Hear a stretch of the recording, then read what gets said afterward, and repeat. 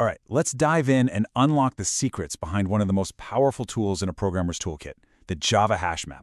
We're going to see exactly how it pulls off a trick that honestly feels a little bit like magic.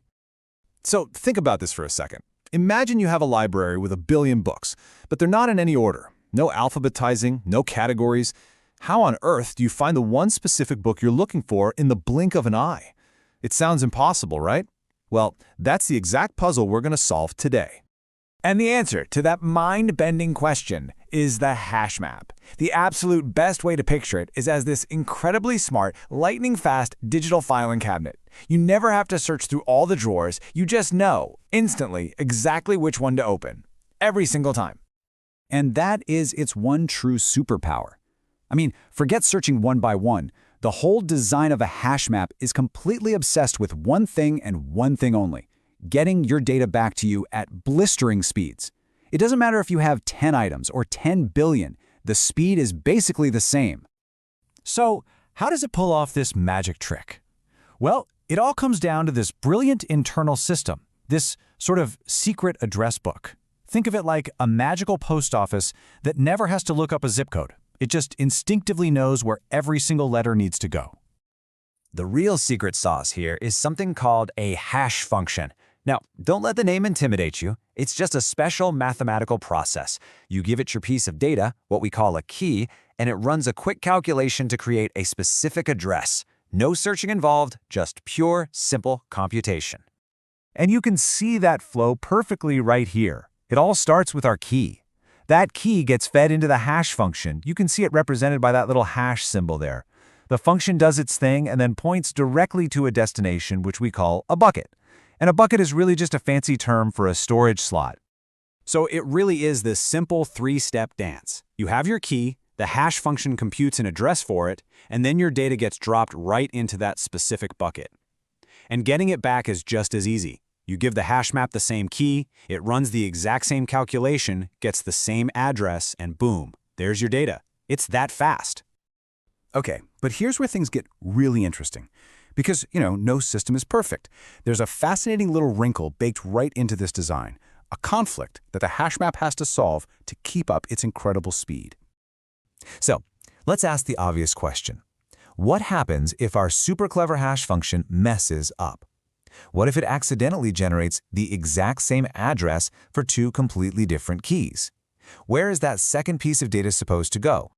This event actually has a name. It's called a collision, and you can see it right here in our diagram. It's when two different keys end up wanting to be stored in the very same bucket. It's basically a traffic jam on our high-speed data highway.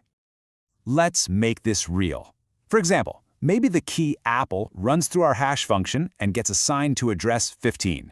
But then, just by pure mathematical chance, the key Plum also gets assigned to address 15. Uh-oh, now we've got a problem. But this is where the true genius of the HashMap really shines. It doesn't just throw an error or overwrite the data. No, it has this incredibly elegant, evolving strategy for handling these collisions. It starts with a simple chain and then transforms into something way more complex. So when that very first collision happens in a bucket, the solution is beautifully simple. Instead of kicking out the old data, the HashMap just tells the new item, hey, just get in line behind the one that's already here. And this line is actually a well-known data structure called a linked list. You can see it right there in the diagram. It's literally a chain of items all hanging out in the same bucket. If we need to find something in that bucket, we just walk down the chain, checking each item until we find the one we're looking for.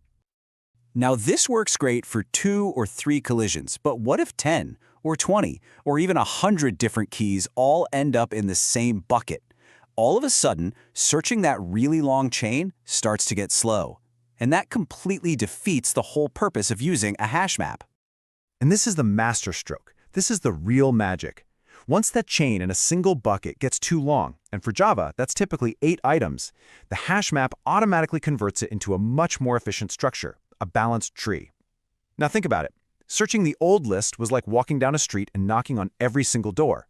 But searching a tree is like a game of 20 questions, where each question cuts the remaining options in half. It is dramatically faster, and it's how the HashMap stays speedy even when things get crowded. So we've seen the core mechanics and the really clever solutions, but to use a hash map like a pro, you need to understand a few final secrets and trade-offs that are always running behind the scenes. There are really three big things to keep in mind.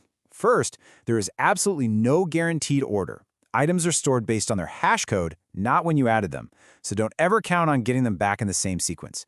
Second, a weak key, one that has a poorly designed hash function, is a huge problem. It causes way too many collisions and can slow the whole thing down to a crawl. And finally, just remember that all this speed isn't free. The hash map is constantly doing these little hash computations under the hood. And that really brings us to the golden rule, the one thing you should take away from all of this. The performance of a hash map is only as good as its hash function. A great one spreads everything out nice and evenly. A bad one creates traffic jams all over the place. So when you think about it, a hash map isn't just some dumb box to store things in. It's this beautiful, elegant system that's built for speed, and it uses a really clever combination of addressing and evolving strategies to deal with the messy problems that happen along the way. It really is a masterful piece of engineering that solves a huge problem in computer science, which leaves us with one final, exciting question to think about. As our data gets bigger and more complex, what will be the next evolution in our quest for truly instant information retrieval?